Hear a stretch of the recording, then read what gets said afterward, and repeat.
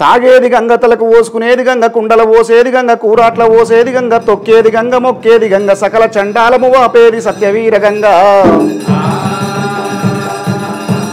గంగ లేకపోయినా ఈ జగము గడి ఆగదమ్మా, నీరు లేకపోయినా ఈ జగము నిమిషం ఉండదైనాను. గంగ కరుణిస్తేనే ఋతువుగా వర్షాలు పడుతున్నాయి, ఋతువుగా వర్షాలు పడితేనే అనువుగా పంటలు పండుతున్నాయి. ఒకవేళ గంగ కరుణించకపోయినా, ఋతువుగా వర్షాలు పడకపోయినా, అనువుగా పంటలు పండకపోయినా ఈ ప్రజల కష్టం ఏ ప్రభుత్వము కూడా తీర్చలేదు. అందుకొరకైనా ఎంతటి పండితుడైనా ఎంతటి పామరుడైనా గంగను ప్రార్థించవలసిన అవసరం ఎంతైనా ఉన్నదని చెప్పి ఒగ్గు పెద్దలు చెప్పారు.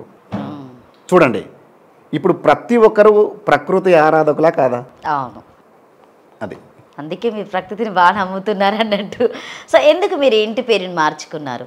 మార్చలేదమ్మా, మార్చలేదు. మా ఇంటి పేరు చౌదరపల్లి. బట్ నేను ఒగ్గు కళాకారునిగా నేను చిన్నప్పటి నుంచి ఆ రంగంలో ఉన్నా కాబట్టి భగవంతుడు నాకు ఒక రికగ్నైజేషన్ ఇవ్వాలన్న ఉద్దేశంతో ఏ రవి 100 రవిలు, 1000 రవిలు, 1,00,000 రవిలు, ఒగ్గు రవి ఒకడు. అది కోసం ఒగ్గును నాకు ఇచ్చిండేమో. ఒగ్గు రవిగా స్థిరపడ్డందుకు నేను నా అదృష్టంగా భావిస్తా.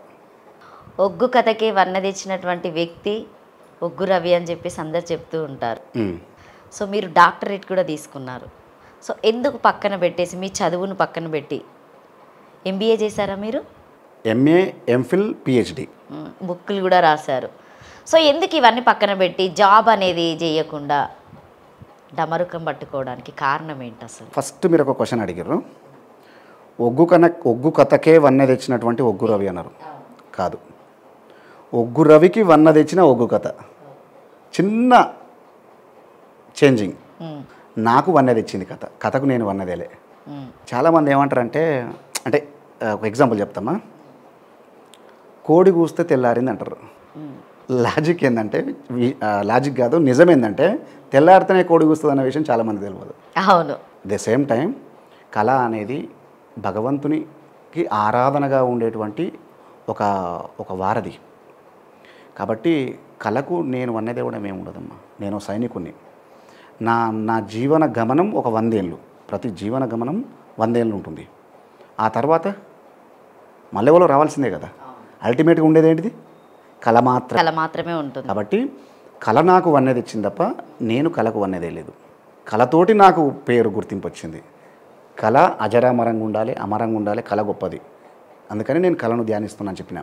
ఇక రెండో క్వశ్చన్, నేను ఇంటర్మీడియట్ అయిపోగానే చుక్కసత్తయ్య తాతతోటి, అప్పటికి ఆయన పొట్టి శ్రీరాములు తెలుగు విశ్వవిద్యాలయంలో ఇన్స్ట్రక్టర్గా ఉండేది.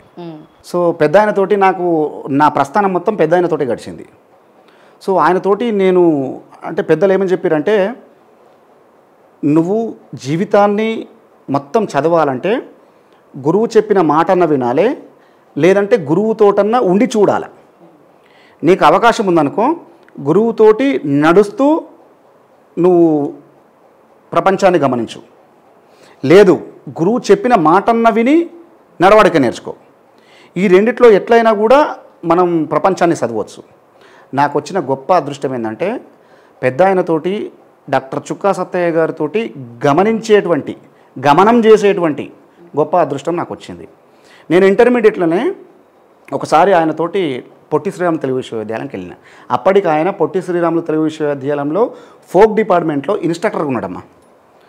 సో నేను ఆయన దగ్గర కూర్చున్నటువంటి 1-2 గంటల సేపు ఎంఏ నుండి విద్యార్థులు, ఎంఫిల్, పిహెచ్డి నుండి పరిశోధక విద్యార్థులు, స్కాలర్స్, వీళ్ళందరూ వచ్చి ఇట్లా లైన్ కట్టి ఒగ్గు కథ గురించి పరిశోధన కావచ్చు, ఒగ్గు కథ గురించి నేర్చుకోవడం కావచ్చు, ఇవన్నీ చేస్తున్నారు. నాకు అనిపించింది అప్పుడు, నా కళారంగంలో నేను చదివేటువంటి అవకాశం నాకున్నప్పుడు, నాకు అవసరం రాని, అంటే నాకు అవసరం లేని చదువులు నేను చదవడం ఎందుకు? ఓకేనా. రెండవది ఏంటంటే, నేను సమోపార్జన కోసము, ధనం ఆర్జించడం కోసం అయితే వేరే చదువులు చదవటం. ఓకేనా. కానీ నాకు దాని మీద పెద్దగా ధ్యాస లేదు, యావ లేదు. నేను అనుకున్నది ఒకటి, నేను అనుకున్నది కేవలం నా కళను బతికించుకోవాలా, నేను బతకాలా. నేను బతికితే నా కళను బతికించుకోవచ్చు, నా కళ అజరామరంగా ఉంటే, నా కళ క్షేమంగా ఉంటే మేము క్షేమంగా ఉంటాం అనే ఒకే ఒక దాంతో ఆ రోజు గమనించినటువంటి గమనింపు నేను పిహెచ్డి కంప్లీట్ చేసేదాకా తీసుకొచ్చింది. సో ఈ మధ్యకాలంలో చాలా అవరోధాలు, ఎన్నో ఒడిదొడుకులు. అంటే నేనోడు చదువుతా అంటే మా నాయనోడు చదువున్నాడు, మా నాయనో ఆజ్ఞాపన చేసుడు, నాకు ఇష్టం లేని చదువుడు నాకు ఇష్టం లేదని చెప్పి ఇంట్లో లొల్లి, ఇంట్లోకెళ్ళి బయటికి వెళ్ళిపోవడం, కొన్ని రోజులు బయట ఉండడం, మా నాయనకు నాకు చాలా అంటే ఇబ్బంది, ఒక రకమైనటువంటి మాటలు లేని ముఖం చూపులు లేని వ్యవస్థలు ఇవన్నీ జరిగినాయి. కాకుంటే ఏంటంటే అల్టిమేట్గా మా తల్లిదండ్రులను నేను ఒప్పించింది ఎప్పుడంటే నాకు నేషనల్ అవార్డు వచ్చినప్పుడు. నేషనల్ అవార్డు ఏ ఇయర్లో వచ్చింది? 2017లో వచ్చింది. సంగీత నాటక అకాడమీ నుండి ఉస్తాద్ బిస్మిల్లా ఖాన్, ప్రెస్టీజియస్. చాలామంది దేశవ్యాప్తంగా ఒక 200 మందికి ఇస్తారు, 200 మందికి మాత్రమే ఇస్తారు. అది హైలీ టాలెంటెడ్కి ఇస్తారు. సో అది వచ్చిన తర్వాత మా నాయనకి చెప్పిన, నాయన మనం గెలిచినాం, మనకు నేషనల్ అవార్డు వచ్చింది అంటే ఏం పెడుతుంది, అది బో పెడుతుందా, బట్టలు తెస్తుందా అన్న తర్వాత కూడా సరే ఆయనకు లోపల ఉన్నది, నా కొడుకు సంపాదించిండు, ఏదో అచీవ్ చేసిండని ఉన్నది. బట్ బట్టకొచ్చేదా పొట్టకొచ్చేదా అని చెప్పి ఒక సామెత ఉంటుంది. కానీ కళ బట్ట పెడుతుంది, పొట్టకు పెడుతుంది, నిన్ను ఒక శిఖరాగ్ర స్థాయిలో నిలబెట్టేది కూడా కళ అవుతుంది ఒకసారి. అది నేను నమ్మిన, కేవలం డోల్ని నమ్మనమ్మా.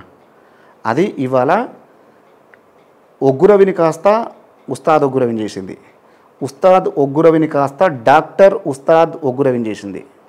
ఇంతకు మించి అంటే ఇంత పేరు ప్రఖ్యాతులు ఇంకా వేరే రంగంలో ఏ రంగంలో ఉన్నా వస్తుందమ్మా, రాదు అన్న నమ్మకం. అంటే ఇతర రంగాలంటే నాకు ద్వేషం లేదు, కోపం లేదమ్మా. డాక్టర్ లేకపోతే మనం బతకలేం, లాయర్ లేకపోతే మనకు ఇబ్బంది ఉంటుంది, ఇంజనీర్ లేకపోతే ఇబ్బంది ఉంటుంది. ఏ రంగంలో వారు ప్రసిద్ధులు ఉన్నారు. కానీ ఒక హార్ట్ఫెల్ట్గా అంటే నీకు నచ్చిన రంగంలో మీరు ఉంటే వర్క్ సాటిస్ఫాక్షన్ అనేది ఒకటి ఉండాలి. ఇప్పుడు మీరు మీడియా రంగంలో ఉన్నారు, మీకల్లో ఉంటే మీకు ఇష్టం ఉన్న పని చేస్తే మీరు సైకలాజికల్గా ఫ్రీగా చేయగలుగుతారు. మొసలికి నీళ్ళలో బలం, రవికి ఒగ్గులో బలం, అంతే.